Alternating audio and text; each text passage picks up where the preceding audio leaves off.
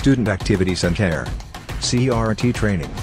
Flexible Curriculum. KL, deemed to be University. అందరికీ భోగి సంక్రాంతి కనుమ శుభాకాంక్షలు. ఈరోజు మనం Jio number 1, Jio number 2, Jio number 75 మూడు భోగి మంటలో వేయటం జరిగింది. జియో నంబర్ 1 అంటే చంద్రబాబు నాయుడు గారు ఎప్పుడైతే పబ్లిక్ మీటింగ్స్ బహిరంగంగా మొదలు పెట్టారో ప్రజలు చాలా ఎక్కువగా తరలి వస్తున్నారని ఈ ముఖ్యమంత్రి జగన్ అది చూసి భయపడిపోయి జియో నంబర్ 1 అని ఒకటి తెచ్చారు. ఈ జియో నంబర్ 1 ఏమో బ్రిటిష్ కాలంలో పబ్లిక్ మీటింగ్స్ పెట్టకూడదనేది ఒక బ్రిటిష్ కాలమైన జియో. అయితే ఈ జగన్మోహన్ రెడ్డి రాతి యుగంలోకి వెళ్ళిపోయారు. మనం ఇప్పుడు ప్రజలందరినీ ఆదుకొని స్వర్ణ యుగంలోకి మన రాష్ట్రాన్ని తీసుకురావాలి.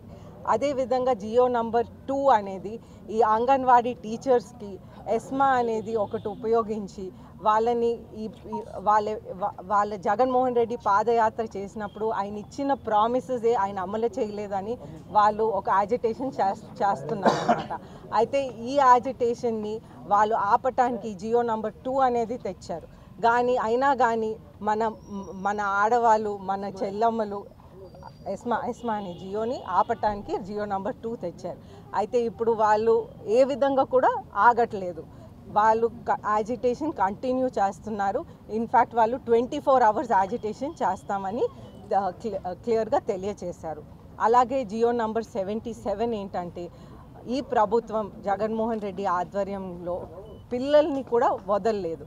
జియో నంబర్ 77 ఏంటంటే వాళ్ళు ముందు రీఎంబర్స్మెంట్ పీజీ చదువు కోసం ఇచ్చేవారు. ఇప్పుడు ఆ పీజీ రీఎంబర్స్మెంట్ అనేది వెనక్కి తీసుకువెళ్ళిపోతున్నారు. అయితే పిల్లలు చదువు ఆపేస్తున్నారు. కాబట్టి ఇది చాలా ఇది మంచి జియో అసలే కాదు. మనం అందరం ఈ ప్రభుత్వంని కింద దించి మళ్ళీ మన రాష్ట్రాన్ని పురోగతి పదంలో తీసుకువెళ్ళాలి. చంద్రబాబు నాయుడు గారిని ముఖ్యమంత్రి చేయాలని కోరుకుంటూ ఈ చెత్త ముఖ్యమంత్రిని భోగి మంటలో కలిపేయాలని కోరుకుంటూ సెలవు తీసుకుంటాను. భోగి సంక్రాంతి కనుమ శుభాకాంక్షలు. అయితే భోగి అనేటప్పుడు పాతది మనకి పనికిరానిదంతా కూడా భోగి మంటల్లో వేసి మరి దగ్ధం చేయడానికి ముఖ్య కారణం చెత్తని మర్చిపోదాం, కొత్తదనాన్ని తీసుకొద్దాం, పాతని చెడుని కాల్చేద్దాం అని అది పూర్వకాలం నుంచి ఉన్న ఒక నానుడిగా మనందరం కూడా భావిస్తూ, అలానే రావణాసుడిని ఒక రాక్షసుని కాలుస్తున్నామని కూడా ఒక బాధ్యతగా అనుకుని చేసే ఒక భోగి మంటని మనందరం కూడా స్వీకరిస్తూ ఈరోజు ఇక్కడ జియో నెంబర్ 1, 2 అలానే 77 అన్నది కాల్చడం అయితే ఆనవాయితీగా ఈరోజైతే మేము ఇరు పార్టీల నుంచి చేసాం. కానీ అసలు 4.5 సంవత్సరాల నుంచి వచ్చే ఈ జీవోలన్నింటినీ కూడా దగ్ధం చేయాలన్న బాధ్యత గల పార్టీలుగా మేము ప్రతిపక్షంగా చేయాలి. ఎందుకంటే ఒక్క జీవో కూడా ఇప్పటికి ఒక యాక్ట్ కానీ బిల్ కానీ పాస్ కాలేదు. దానికి కారణం ఏది పొద్దున్న లేస్తాడు, ఏదో నచ్చదు, లేకపోతే ఎవరో చెప్తారు, సొంత బుర్ర ఉండదు, ఏదో జీవోలు తెస్తాడు, అది ఇమీడియట్గా సుప్రీంకోర్టుకి వెళ్ళి అది కనీసం జ్యుడిషియల్ రివ్యూలో తట్టుకోలేని పరిస్థితిలో ఉన్న ఒక డైల్యూటెడ్ అన్వాంటెడ్ థింగ్స్ అన్నీ కూడా ఒక జీవోగా తయారు చేసి పెడుతున్న ఈ జగన్మోహన్ రెడ్డికి ఒక్కసారి స్వస్తి పలకాలి. అది భోగి మంటల్లో చేయాలి.